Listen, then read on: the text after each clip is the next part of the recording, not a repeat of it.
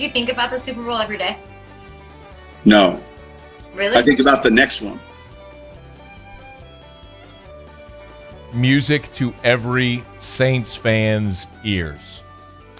That was Sean Payton on an IG Live with Kay Adams of the NFL Network she asked there, do you think about Super Bowl 44? Of course, the Saints win back in February of 2010. And thinking about the next one is something that has driven this organization for the decade since that one. And boy, they had some close calls, but the optimistic view is that this is the year. 17 almost was, 18 sure felt like it was going to be. 2019 going 13-3, but meeting some bad luck with Drew Brees' injury, and then obviously not even securing the 1 seed despite 13 wins. Boy, the Saints have had to deal with some bitter playoff disappointment, but trying to get over that hurdle is what their aim is. And Sean Payton did talk a good bit about that. There are some bits of this interview, and Sean, you know what else is really interesting? I don't know if you've noticed this, but maybe this is just something that I have coming from someone who just consumes a lot of Sean Payton interviews, right? I mean, when you have to sit there and listen to every interview, you hear, look, preface every answer, and you have from Musso's laughing because you get it now. Like, you have to cut up these interviews and you get it now. Like, look, I think, and you know what? Breeze does the same thing now too. So does Mickey Loomis. Look, they all do. Every answer starts with look, comma, on.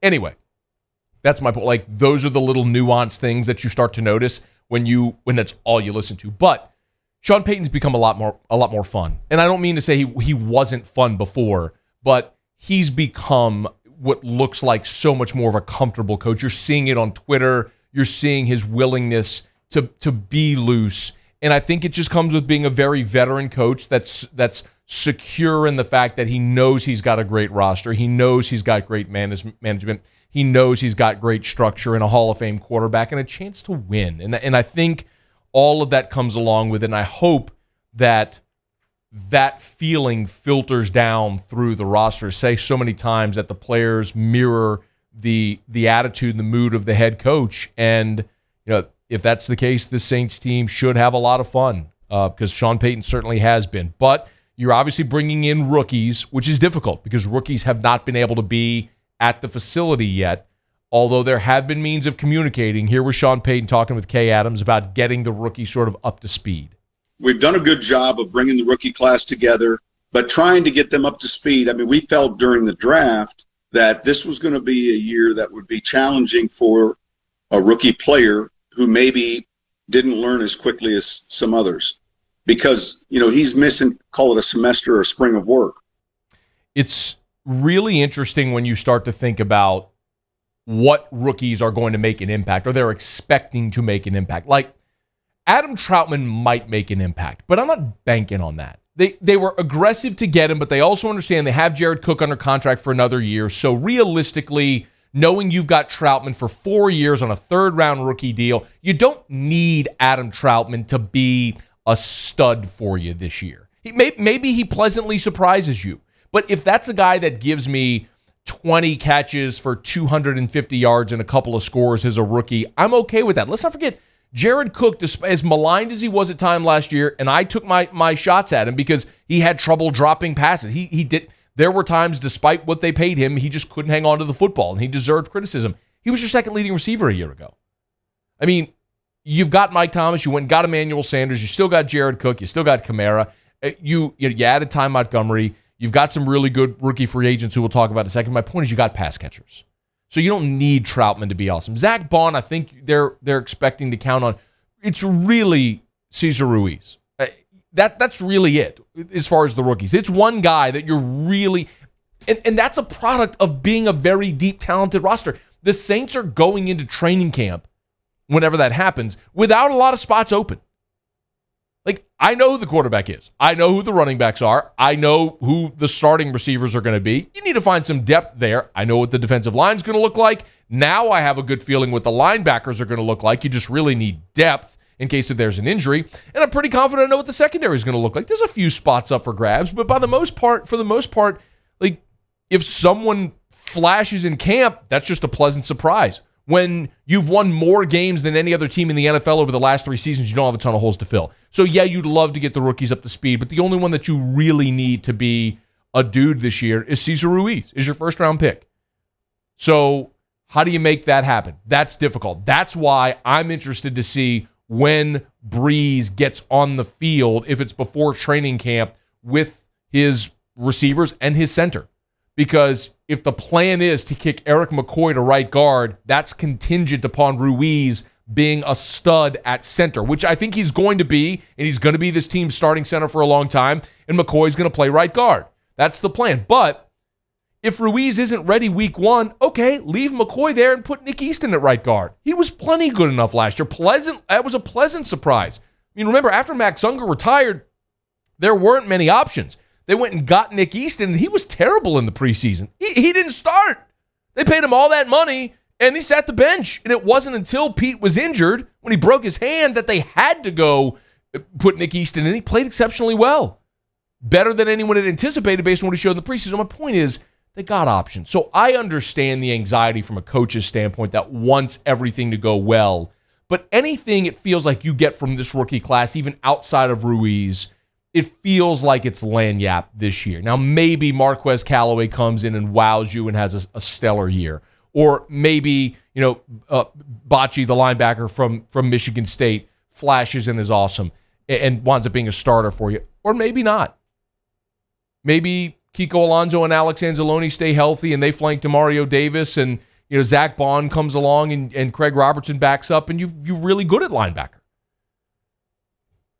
So I understand Payton wanting that time and having that anxiety about the rookies. I just think it's different than a year where if you're a team that uses 12 draft picks because you feel like you're rebuilt, where the Saints were in 2017 when they brought in that whole class, when they brought in Marshawn Lattimore and Ramchick and Kamara and that whole class and Marcus Williams that they counted on in that 2017 season, like that was critical. It's not so much anymore for the Saints, at least not right now.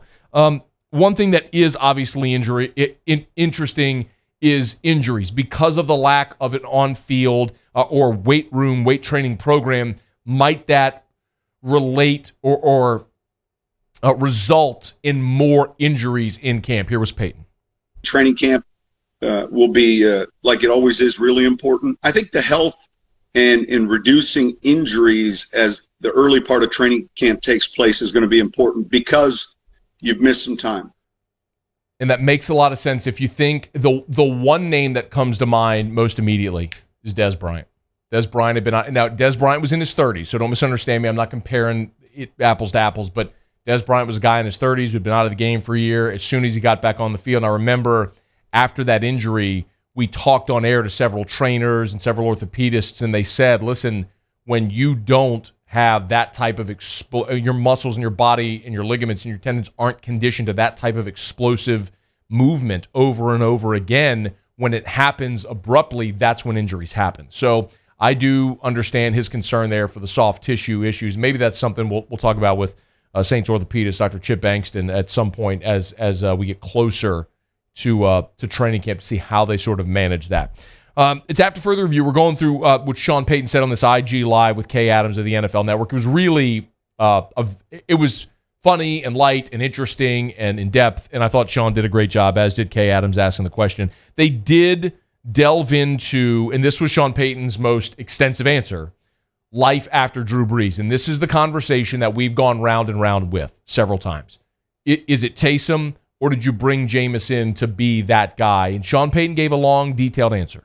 That's what we're getting ready to figure out. And, what do you mean? Well, when that time comes, I think there's been a lot of questions about that. My son even would ask, like, hey, we think Taysom Hill is going to be a fantastic NFL quarterback, and yet we've only been exposed, most people have only been exposed to what we see him do in special teams or playing receiver or occasionally playing quarterback. But we've had a chance to see a lot more than that, so we're privy to that. Yeah. And we also think Jameis Winston is someone who just 4 years ago was the first pick of the NFL draft. Yeah. I was right behind him for the NFL. I watched his workout 5 yards away. Wow. And I think he's got at age 26 a real bright future. And so we're in that quarterback business. And when that time comes, I think we just increase our chances by finding the right guy. Both of those players know that they're going to have to beat out competition, and that they have different skill sets, and yet we're excited to work with both of them. The thing that's abundantly clear is that nothing is decided. And I know Jay Glazer has spoken in absolutes, and I would caution anybody in this business speaking in absolutes. We all, at some point in our career, have been bitten by speaking in absolutes. I can tell you the one that races to the forefront of my mind when I learned this very on when I was doing sports media was 2007. LSU had beaten Florida in a great game in Tiger Stadium. They were going to Kentucky, and I said on air that week, there is zero chance, those are my words, zero chance that LSU loses to Kentucky. And they lost in triple overtime to Kentucky, and I had to eat those words. I hesitate speaking in absolutes. That's what Jay Glazer did. They've got their guy. It's Taysom Hill. It's a long way to go between now and whenever the first snap is post Drew Brees. And one thing that's very clear, I know Mike Detillier says this on the show often, and he's right. Nobody's ever staying the same in the NFL. You're never staying the same. You're either getting better or you're getting worse because everybody's always trying to get better. I remember early on in the Payton Brees era, days, Scott Shanley, who's been a good friend of the show, Scott Shanley, every single year, they would bring in linebackers to try to beat out Scott Shanley. They felt good about Fujita, and then they brought in Vilma, if you remember, but every single year they brought in guys to try to beat out Scott Shanley, and every single year he kept throwing them out the boat. I mean, you can't just accept or assume that you've got a guy. You've always got to try to improve, and that's what bringing in Jameis is. It's assuming, what if Taysom isn't great? Well, now you've given yourself a really good option to let those two guys compete. Couple more from Sean Payton. You talk about being cool. Sean Payton talked about bringing Snoop Dogg on to talk on a Zoom to the team. So Snoop came on our WebEx meeting Snoop today. D-O-double-G came on your Zoom? Yeah, that West Coast Snoop was on our Zoom, and he was a special guest. He was outstanding. He spoke a lot about just the difference between an athlete and an entertainer, and understanding the athlete's role relative to a league, to a bigger picture, to a team. It's just funny when a recognizable figure like that joins the discussion, and you're just like, whoa. But I did happen to notice. That'll get your team's attention real quick when Snoop pops on. That's DJ Snoopadelic, who our very own Paul O'Neill got to see DJing in Baton Rouge before the entire world shut down. And the other thing, too, that was interesting was Sean Payton, aside from talking about bringing Snoop onto a Zoom call, he did talk about texting Tom Brady when Tom Brady accepted the contract to join the Tampa Bay Buccaneers, come into the NFC South. And the two have been trash talking a little bit. I was proud of the Tampa Bay Parks Department for kicking Tom out of the recreational field. Are you sure you didn't make that phone call, Coach? Well, listen, I've got it on speed dial. Yeah, Tampa week 1 though, and we want to quiet the cannons. That's what I text Tom. I said hashtag keep the cannons quiet. We've known each other for years. What does he write back to that when you send him that? Oh, he laughs. He says, "You guys are the favorite. We're the underdogs." Blah blah blah. Do you think he's really laughing? Tom Brady, who's won 6 Super Bowls, knows the point spread of Week 1 Saints-Bucks. That's some Michael Jordan level stuff. That's some Michael Jordan, they named Charles Barkley the MVP, so I'm going to wreck his life. That's some Michael Jordan, Karl Malone won MVP, so I was ready to embarrass him. My goodness, Michael Jordan made up a story about some guy named LeBradford Smith, which with God as my witness sitting right here, if before The Last Dance aired, you had asked, Matt, who is LeBradford Smith? I would have said, he on a station down the street? I would have had no idea. LeBradford Smith. No you aren't a lifelong fan of LeBradford Smith? No. Really? I am shocked to hear that. No clue. That's some Michael Jordan next level stuff. B.J. Armstrong. Dude went hard after B.J. Armstrong. B.J. Armstrong. Come on, man. B.J. Armstrong. B.J. Armstrong, man. That's like beating up your little brother. It's Tom Brady, man. You notice that point spread started at 8, down to 4.5. A lot of people buying Tampa, buying Brady with them points. Any event. Sean Payton was really good on that IG Live on NFL Network with Kay Adams. So If you get a chance to go check it out, do it.